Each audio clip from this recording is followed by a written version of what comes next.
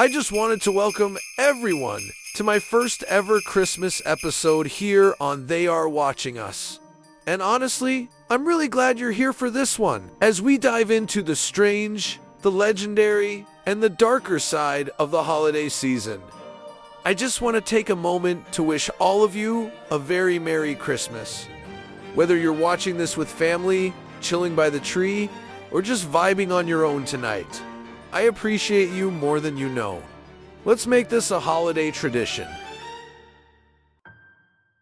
Every December, while we celebrate warmth and wonder, an ancient creature walks beside Santa Claus, a horned shadow older than Christianity itself.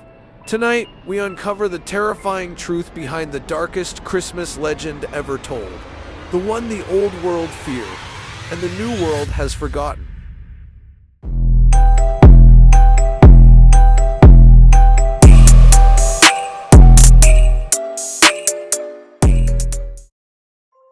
Long before Christmas became a season of twinkling lights and gift-giving cheer, Alpine villages whispered a far older winter tale, one filled with fear, discipline, and the threat of supernatural punishment.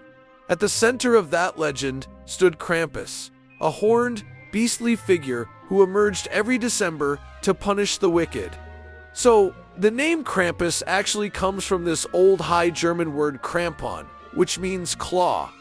Now, if you look back at some of the oldest stories about him, you'll see he's described as this crazy creature with goat horns, dark hair, cloven hooves, and a super long, monstrous tongue.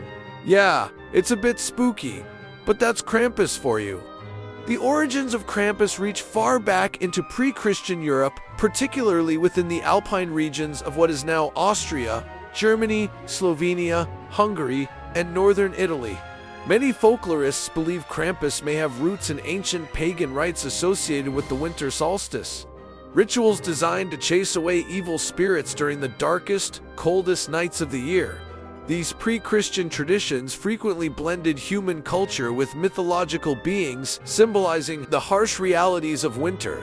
By the Middle Ages, Krampus had become intertwined with Christian tradition, especially through his association with Saint Nicholas. While Saint Nicholas rewarded good children, Krampus punished the bad, forming a symbolic duality of reward and consequence.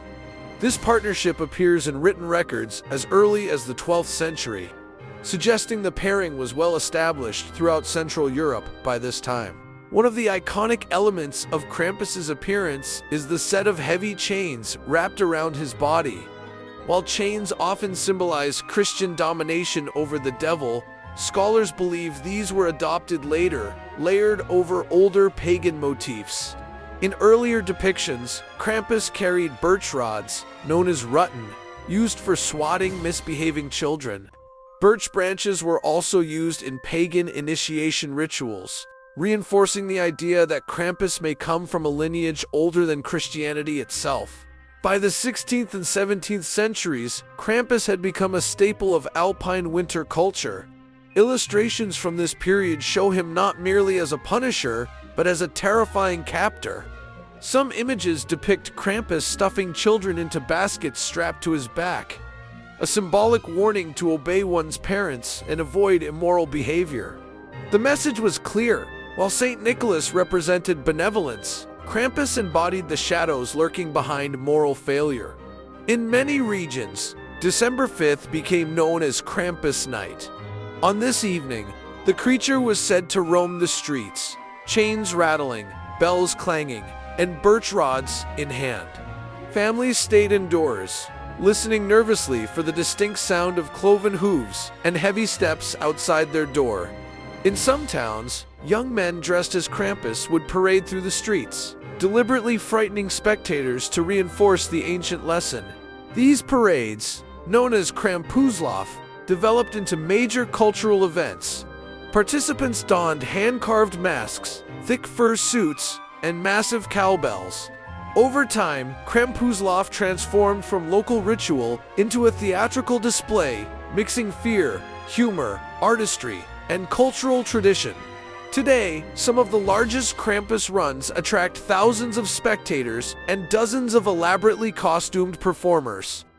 During the 17th and 18th centuries, the Catholic Church sought to diminish his presence, perceiving him as a demonic entity that contradicted Christian values. In some areas, temporary bans were enacted, but these measures were often short-lived. The people of the Alps remained committed to their traditions, ensuring that Krampus endured despite attempts to eliminate him. In the early 20th century, Krampus faced political opposition when Austria's conservative government declared him a symbol of sin and anti-Christian behavior. In 1934, under the authoritarian Fatherland Front, Krampus was officially banned in several towns. Pamphlets were distributed warning parents that Krampus was a danger to children's psychological development. Despite this, the ban only strengthened cultural loyalty to the tradition, and Krampus returned in full force after World War II. In the mid-20th century, Krampus postcards, or Krampuskarten, became popular. These vintage illustrations, often humorous or unsettling, depicted Krampus in various scenarios, such as chasing or punishing naughty children and even flirting with adults. The postcards helped spread the legend beyond the Alps and are now considered collectible items, offering a glimpse into European folklore. As the world globalized, the Krampus legend began spreading into other countries. By the 1990s and early 2000s, Krampus became increasingly well known in the United States, where interest in folklore, horror, and winter mythology helped propel him into pop culture. Documentaries, books, and folklore studies introduced him to new audiences, eager for darker, more mysterious holiday content. The 21st century launched Krampus into mainstream global consciousness. Movies such as Krampus 2015, along with various TV series, comics, and independent horror projects, brought the creature to international attention. The contrast between Christmas cheer and Krampus's terrifying image resonated deeply with audiences looking for something more primal, more ancient, a reminder that winter's mythology has always included darkness as much as light. In modern celebrations, Krampus has become a complex figure. For some, he remains a symbol of moral instruction, a way to teach children the value of good behavior. For others, Krampus represents rebellion against commercialized Christmas, reawakening the raw mythological origins of winter rituals.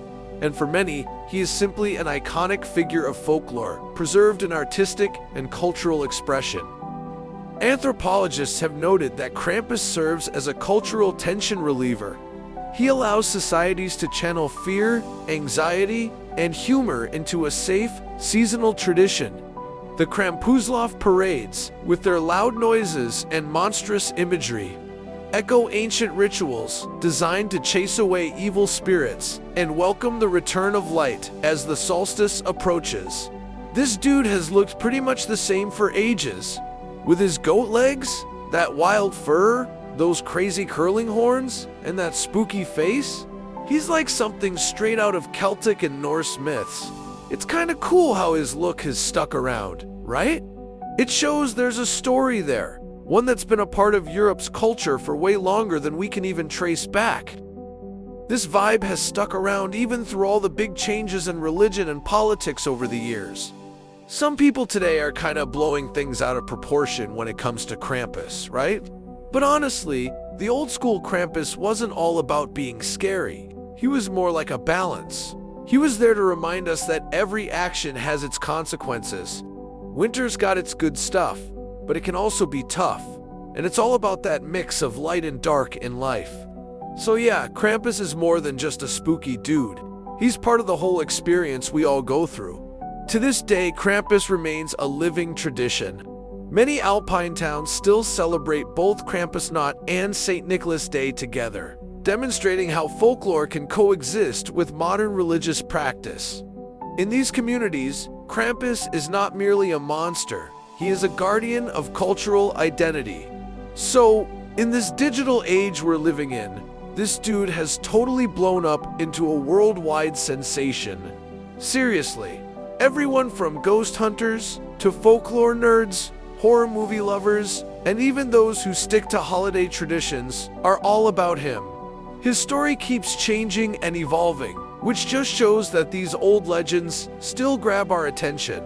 And hey, even when we're all about that festive cheer, there's still a little space for some spooky vibes, right? So, yeah, Krampus is here to stay.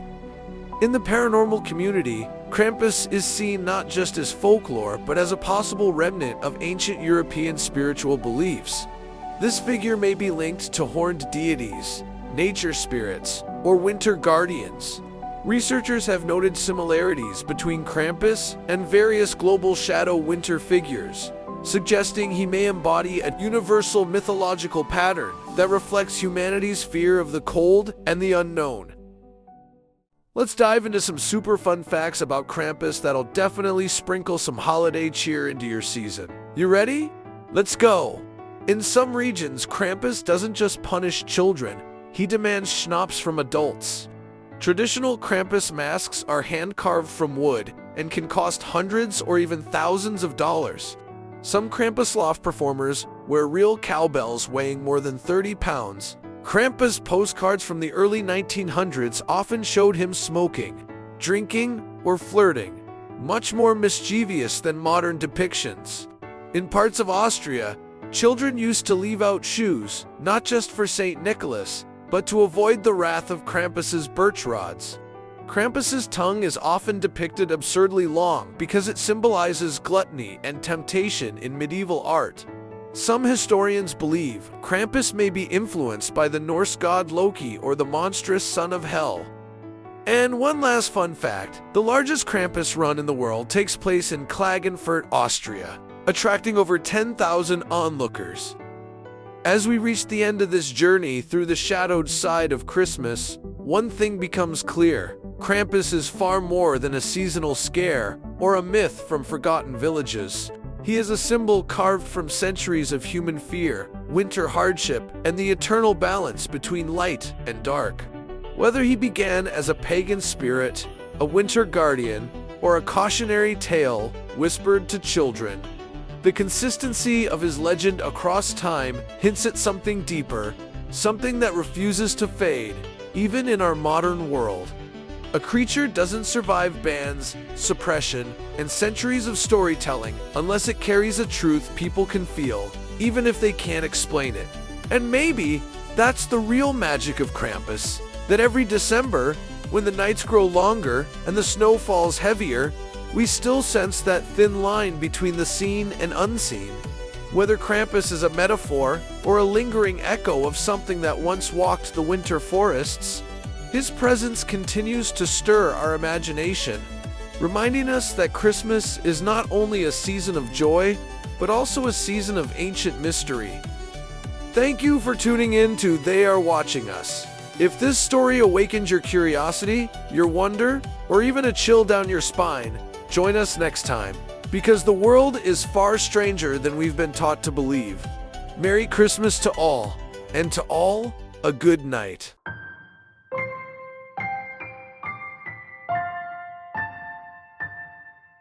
Merry Krampus Christmas!